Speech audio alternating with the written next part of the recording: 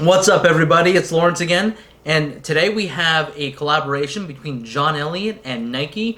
John Elliott, if you don't know, is a designer, and he creates clothing that is really basically, I'd say, basics, so t-shirts and sweats and things like that, done with a much more modern and creative flair.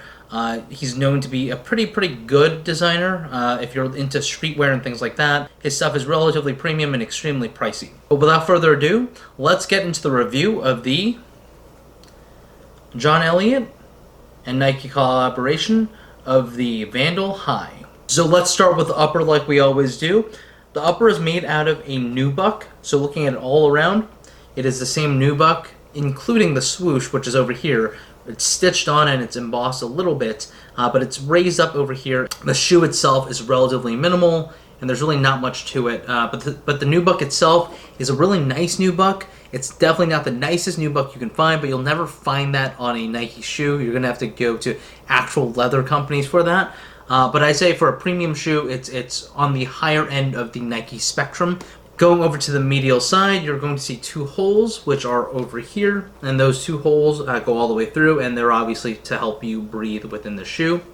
On the back of it, you're going to see a little stripe over here that's also done in that same nubuck, and then on the very back of it and the very top, you're going to have very nice tumbled leather, and Nike is embossed into the back of that. So one of the main features of the Vandal High is this strap over here that you can see. This is actually the pebbled leather version. There's 3 different straps that come with it.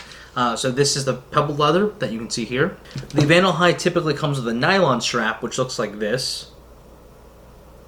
And you can see that that's done in a black nylon with 2 lines done in silver all across it.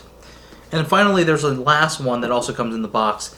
And this is I believe the same nubuck that's being used on the shoe, so there's no pebbling to it. But you can change the straps in and out depending on your taste and style.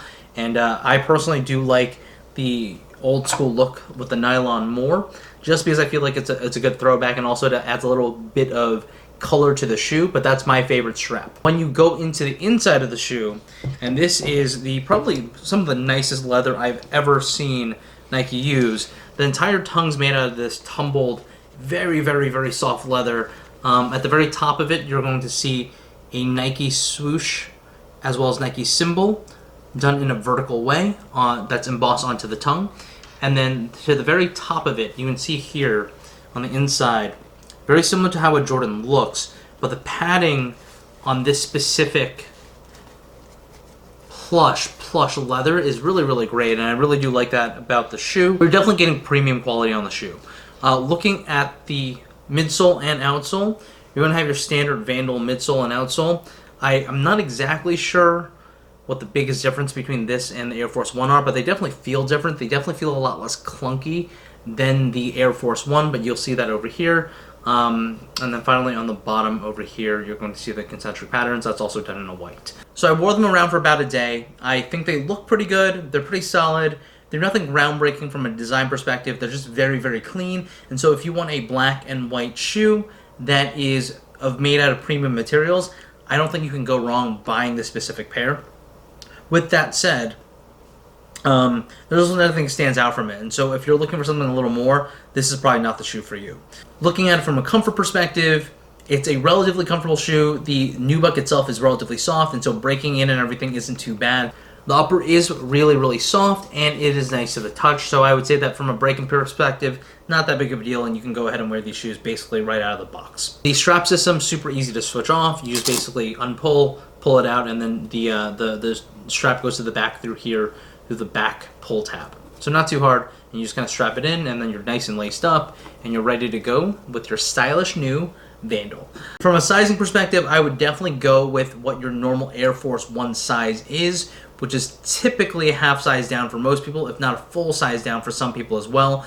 If you have narrow feet, you might look at a half to full size down. If you have wider feet, half size to true to size might help, but I would say for most people, half a size down is going to be your best bet when it comes down to these shoes, and it's going to be exactly the same fit as your Air Force Ones. And that's it, guys. This is the John Elliott x Nike collaboration. Until next time, peace.